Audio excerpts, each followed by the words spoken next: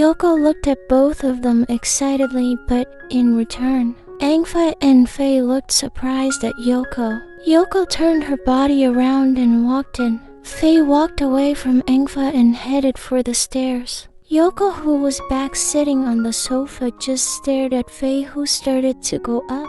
Angfa also went straight to her room. "Excuse me, Yonya." Yoko looked at the bodyguard standing next to her. "What is it?" "Mr. Faye asked you to the room." Yoko frowned and got up from sitting. Yes, walked up and headed for Faye's room. After arriving at the door, Yoko knocked on the door. Knock, knock. The door opened. Faye looked at Yoko with her flat face. Yoko entered and Faye closed the door and locked it. "What's wrong?" "Come with me." Faye walked to the study that was in the room. Yes entered and followed by Yoko. Faye sat down as well as Yoko. With a flat look, Faye looked at Yoko. "I think you need to know this. I don't want to waste time." Yoko paused to let Faye start talking. "You know, you're an adoptee, and both my parents had their reasons for adopting you." Yoko swallowed as Faye exhaled and looked at Yoko. "Did you find out what the reason was?" Yoko shook her head slowly. "We're going to get married. They adopted you to get married to me." "Huh?" Yoko looked at Faye with a surprised face, but Faye screwed it up. "Yes."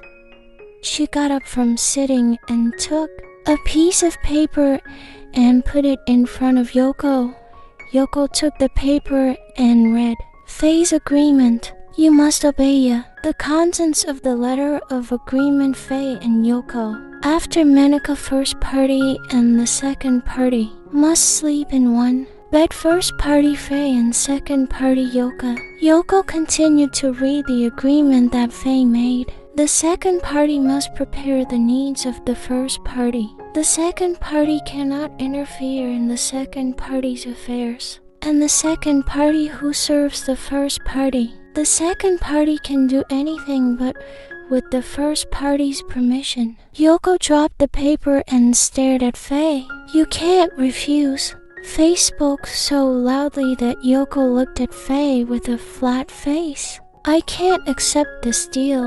You didn't talk to me about it first." Faye folded her hands together. "Why are we discussing it? This is what my parents wanted, and you have no right to object, or we are discussing it."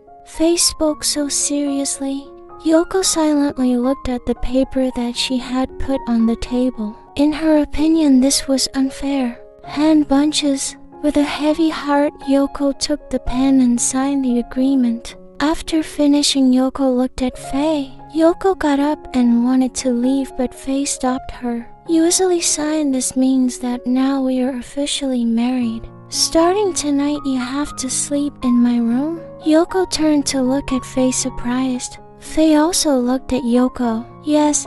She got up from sitting. Yes, and approached Yoko. "Why?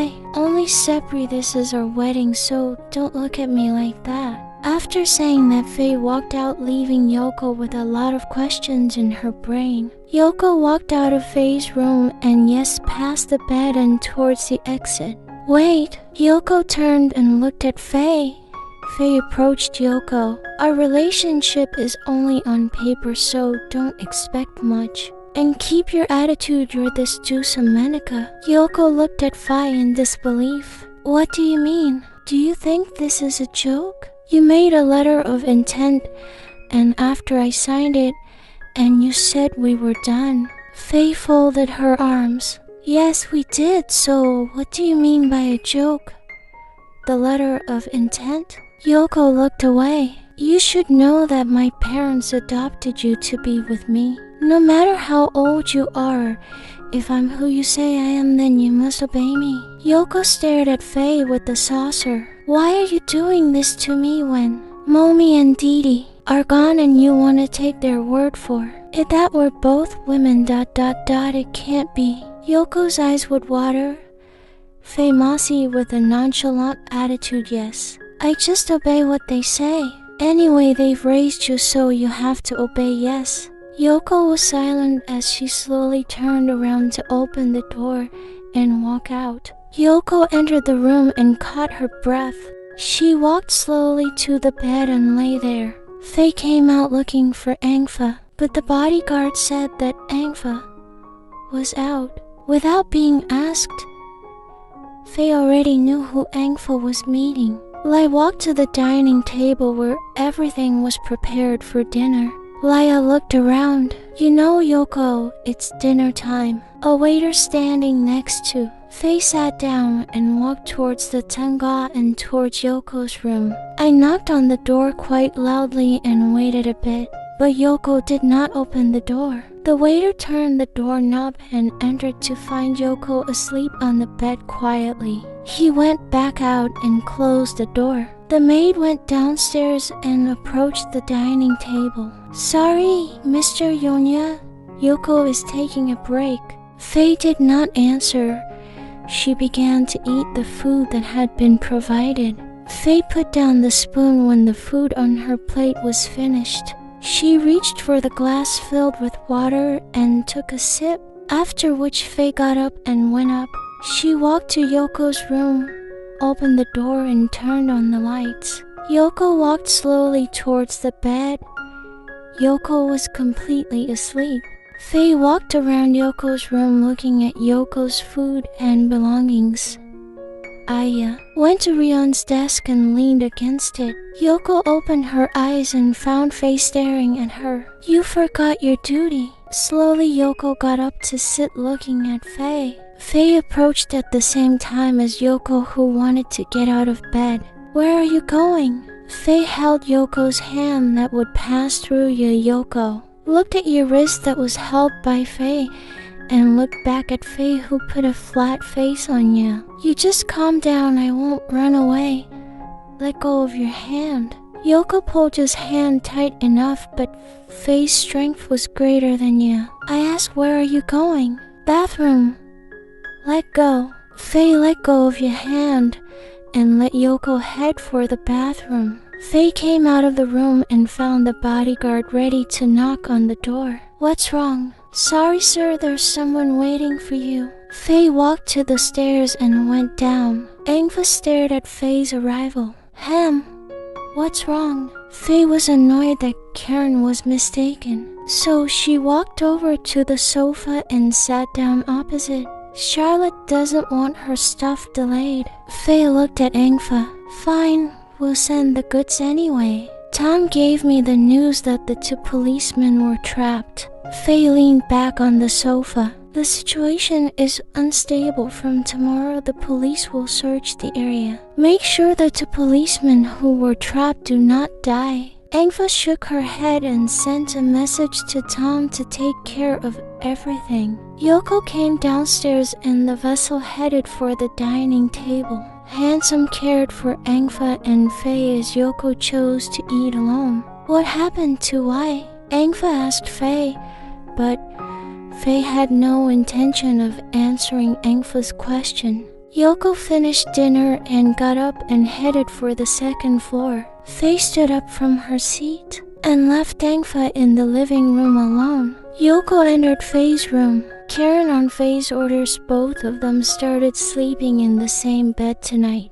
Just when Yoko wanted to close the door, Faye held the door, making Yoko startled. Faye pushed the door and entered. Faye gave Yoko a quick look and then closed the door, after which she walked to the bed. Yoko followed Faye and sat her butt on the edge of the bed. Anything else you wanted to talk about? Yoko asked Faye. Faye looked at Yoko with a flat look. After that, she got up and stepped towards the dressing table. Yoko only watched Faye, who opened the desk drawer and then returned to approach her. Faye looked at Yoko and took out the sizing box and showed Yoko. Yoko only glanced at you, then looked at Faye with a surprised look. Where's the hand? Yoko slowly raised her hand and directed it at Faye. Faye opened the sizing box and took a slightly smaller size, after which she put it on Yoko's finger. After finishing, Faye looked at Yoko. With a little nervous movement, Yoko picked up the sizing and put it on Faye. We're lovers now. Yoko looked nervously at Faye's face. The situation was really not in her mind at all. Faye got up again and put the box, the sizing in place. She returned to Yoko. Whatever happens in the future, don't intend to let go of this lysing. Yoko looked deeply at Faye. Why do you do this so easily? We don't even have feelings for each other. What if I like someone else? Yoko asked Faye. Faye folded her arms and looked at Yoko. And you have to accept the risk. I just wanted to tell you that we're already a couple lovers. And you have to realize that you can't like someone else. Yoko was silent. You have to make sure that you can't like anyone. Then you want me to go on with this everything. That's none of my business. Faye, we're just going by what Mommy and Didi gave us. That doesn't mean you have to stop me from liking someone. Don't you understand we're already a couple? If you like someone, that means you're cheating on me. Faye began to get annoyed, explaining to Yoko. Yoko was silent and sat down. Not long after, she raised her head and met Faye. Then what about my studies? Will I quit and will take care of you? No, you continue your studies after that. Help take care of the depression. And I will pick you up every day and drive you. What if you can't pick me up? Should I call Pingfa? Asked Yoko to Faye. Faye looked at Yoko briefly, then thought a little. No, I'll pick you up. After saying that, Faye chose to lay her body on the bed. Yoko saw Faye lying down and also chose to lie down. With a considerable distance, Yoko slept with her back to Faye. Faye looked at Yoko's back, slowly approached and hugged Yoko from behind. Yoko swallowed hard. Faye tightened the hug and closed her eyes. Yoko tried to close Karen's eyes. Tomorrow, yes, there's class. About 12 o'clock at night, Faye opened her eyes and looked at Yoko's cell phone. Faye stood up quickly and grabbed the call. Faye moved away. Yes opened the window and went out. This time Yes was on the balcony. What's wrong, Tom? It looks like the police have started patrolling our area, sir. Make sure they don't enter our area lest they realize there is a building there. Faye turned off her call and went back into the room. She approached the bed and lay back down with Yoko in her arms. Faye went back to sleep. Yoko opened her eyes and looked at the side of the bed next to her, which was empty. She slowly got up and got out of bed. Yoko walked out to her room to get ready. Faye came out of the bathroom and walked towards the bed and did not find Yoko. Just wanting to go to the dressing room, Yoko entered by making the door quite loud. Faye looked at Yoko surprised. I forgot to provide your needs. Quickly, Yoko walked towards Faye's dressing room. Faye followed Yoko from behind. Yoko started looking for a pack iron for Faye. After that, she put it on the table that was provided there.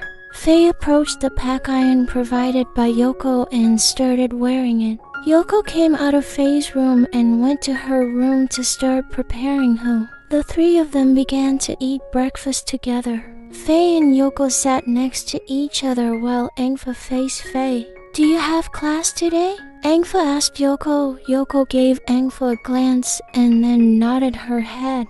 Yes, okay, I'll drive you. Yoko looked at Faye at a glance. Faye really didn't give any reaction to make Yoko also let it. Faye looked at Engfa. Let me take you to your usual place first. Engfa nodded her head slowly at Faye's words. Good morning. The voice of Marion, who walked towards the dining table. Faye looked at Yoko's expression. That Sepri did not like Marion coming and kissing Faye's cheek at a glance. The movement was so fast that Faye could not avoid. Engfa, who saw it, had a silent mirror staring at Yoko. Can you move? I'll sit here. Yoko was upset because her breakfast was not finished. Iya looked at Marissa not like Faye, and Engfa noticed that. Yoko got up from sitting and chose to sit next to Engfa. Marion immediately occupied Yoko's place. Yes, She looked at Faye,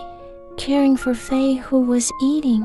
I came here to invite you to my birthday party tonight. Faye looked at Marion and nodded her head in understanding. What about me? Am I invited too? Enfa asked Marion. Marissa looked at Enfa and smiled. Of course you are invited too. Marion turned her gaze to Yoko. Sister-in-law, if you want to come along? Yoko smiled as Marissa called her sister-in-law. Faye looked at Yoko. Yoko finished first. Faye got up from her seat and followed Yoko from behind. The two of them got in the car. Faye drove the car away from the house. Waf wah, you're great, P. Faye. Last night you said we were dating and this morning your girlfriend came home. How many more women are you dating? Faye was quite shocked by Yoko's loud voice and Yoko's displeased look at her. I'm so annoying. Faye just let Yoko rant. Yoko looked at Faye who didn't give any reaction. Do you like that woman kissing you? Don't teach me that, Sepri. I can do it with other people too. You broke your own promise not to have a relationship with anyone. Yoko was really annoyed. Because Faye was just silent, Faye parked the car until Yoko looked at Faye with annoyance. Now I'm the Yonya of the house. Since I'm your confidant, I have the right to control who enters the house. I don't want that woman in the house. Faye turned to look at Yoko flatly. Are you jealous? Yoko was silent.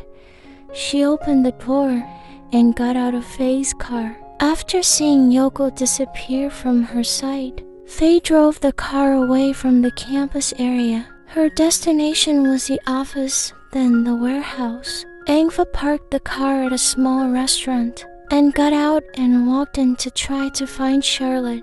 Angfa turned around to look for the source of the voice and smiled at Charlotte, who waved at her. With a rare long, Angfa walked up to Charlotte. Sorry I kept you waiting. Charlotte smiled. No, what? Angfa smiled and took a seat. A waiter delivered Charlotte's order. Is it a busy day for you? Charlotte asked Angfa. Yes. Today I have some work. Charlotte nodded her head in understanding. Faye turned off the car when she reached the Prussian, got out and got up. Some employees looked at Faye and whispered to each other because they saw Faye's appearance. Because Faye so rarely wears brightly colored her mainstay, law black, and it catches the attention of office employees. Yoko and Ice are currently in the cafeteria of the second campus, having just finished one subject and just waiting for the second hour. Ice looked at Yoko's finger, which had a sizing. Yes, looking at Yoko at a glance. You're engaged. Yoko looked at Ice, then looked at her finger. Yoko quickly shook her head. It's been a long time. Ice just nodded his head in understanding. Yoko glanced at the cell phone that was ringing. She quickly opened it. An incoming message from an unknown number. Someone sent a photo where Ice and Yoko are currently. Yoko, who saw the photo, immediately looked left and right to make sure who was photographing the two. Her silently. What's wrong? Ice asked Karen, looking at Yoko, who kept looking left and right. Yoko looked at Ice and shook her head slowly. Yes. She didn't want to tell Ice, afraid Ice would worry and not want to be friends with her. Faye jammed her cell phone with annoyance. After sending a photo to Yoko, she got a photo from a subordinate who always followed Yoko remotely. Seeing the report from the subordinate made Faye class. You naughty. Attitude. Yes, earlier Ciela Ola he was jealous and now see him with someone else. Faye grumbled with her flat face. Leia turned her head towards the door when she heard the door being knocked. Angfa entered and smiled softly at Faye. Only glanced at Angfa briefly, then returned to looking at the cell phone, waiting for a reply from Yoko. Yoko blocked the number that just sent her the photo. She was worried that this person would terrorize her and decided to block the unknown number. Ice and Yoko headed back to class as their class was about to start. Where? Faye asked Angfa in an annoyed tone. Angfa nonchalantly sat on the sofa and looked at Faye. I just finished meeting with Charlotte. What did you discuss? Angfa smiled. Nothing, we were just having coffee at noon. Am I picking up Yoko? No, I'll go get Yoko. Faye looked at Angfa seriously. This time Faye walked to the sofa and sat next to Angfa. Don't go to the warehouse for a while. Angfa shook her head slowly even though she did not know why. Faye forbade her to go to the warehouse. Check your car. I'm afraid someone has installed a tracking device. Angfa looked at Faye with a furrowed brow. Faye looked at Angfa's face, who looked at her confused. Why, I'm just keeping watch. Faye spoke with a flat face. Are you still suspicious, Charlotte? Angfa looked at Faye seriously. Someone knocked on the door and entered the man carrying a file in his hand and placed it on the table. Faye looked at the man as if giving the code to get out of his room. The man put his head down and left. Angfa opened the file that the man was carrying. Yes, she saw a photo of Charlotte entering the Lux Pression. After that, several photos showing Charlotte in the Lux room. Get away from her immediately. Faye spoke so seriously. Angfa shook the file softly and looked at Faye. Where did you get this from, and did you just follow her? I investigated, yes. For now, act normally and don't meet with her. Faye, I think she's being threatened. I can't stay away from her. I'll ask you take it easy. Faye exhaled at Angfa's words, knowing that her best friend was already very fond of Charlotte. Don't be rash. If you don't want to stay away from her for now, you can't enter the warehouse and one more prison your car. I'm afraid Lux's men have a tracking device. Angfa was silent. Faye waited for Yoko in front of the campus with eyes that continued to stare around. Not long ago, Faye's car window was knocked by Yoko. Faye opened the car. Yoko immediately pulled the car door and got in. Faye looked at Yoko while Yoko was so ignorant of installing the sitbelt. What are you doing? Yoko looked at Faye in confusion and pointed a finger at herself. Herself? Me? Faye just looked at Yoko flatly. Yoko was confused. Yes, she didn't do anything today. She just ate together with Ice in the canteen. Yoko looked at Faye, who was waiting for an answer from her. I didn't do anything. After getting an answer from Yoko, Faye immediately looked forward and drove the car off campus. Along the way, there was no conversation between the two. Yoko occasionally glanced at Faye, holding her painful stomach. Faye looked at Yoko quickly, immediately pulling the car over on a fairly quiet road. What's wrong? My stomach hurts. It's like I'm having my period. Faye was confused about what to do. Yoko looked at Faye, who was showing a confused face looking at her. Why shut up? Come on, we have to hurry up until this gets through. Upset Yoko because Faye never drove the car. Quickly, Faye tapped the gas and drove the car quite fast. You want to die. I asked you to hurry up. To open it means you have to speed up. Yoko spoke in an annoyed tone. Faye looked at Yoko in surprise. You're the one who asked me to get there quickly. Faye was also getting annoyed. Yes, I know, but that doesn't mean you have to speed. Yoko replied in an equally annoyed tone. Faye took a deep breath. She felt that the decision to speed up with Yoko was the wrong decision. Today is the first day. I pick up Yoko, but I must face Yoko's attitude, which according to her is very annoying, okay? Okay, we'll be there. Faye Mingala and brought the car normally. Yoko immediately stared at the front of the two of them arrived. Yoko opened the car door without waiting for the bodyguard, who opened it for her. With a long rare, Yoko walked into Aya, only staring at Angfa. who was sitting on the sofa. Angfa looked surprised at Yoko's attitude and look that was so depressed. Shortly, Faye approached the sofa and sat down rudely. "What's wrong?" Angfa asked Faye. Faye looked at Angfa coldly. "I think my decision was too fast." Angfa was confused about what Faye was saying. "What are you doing?" Faye looked at Angfa flatly. Tampa said nothing as Faye got up and went to her room. "What happened to those two?" asked Angfa in surprise. Faye entered the room and approached Yoko, who had finished bathing. Yoko looked at Faye. "Can you buy me a sanitary pad?" Faye furrowed her brow at Yoko's request. Yoko sighed tiredly. "I'm sorry, I had to ask you a favor. I'd be embarrassed if the maid bought them for me. After all, you're my lover, so I don't think you'd mind buying them." "Pads?" asked Faye in confusion.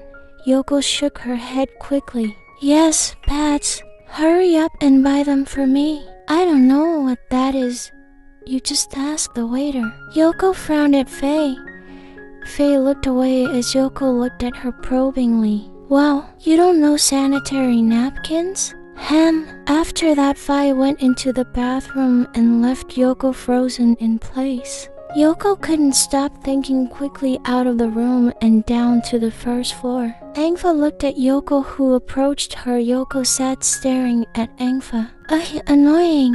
Angfa was surprised by Yoko's words. Angfa. What Faye does not know sanitary napkins. Angfa dimmed for a moment at Yoko's words. Immediately Angfa laughed, making Yoko look at Angfa with a confused face. "What's wrong? Did you run out of sanitary napkins?" Yoko nodded her head quickly. "Okay, I'll buy it for you."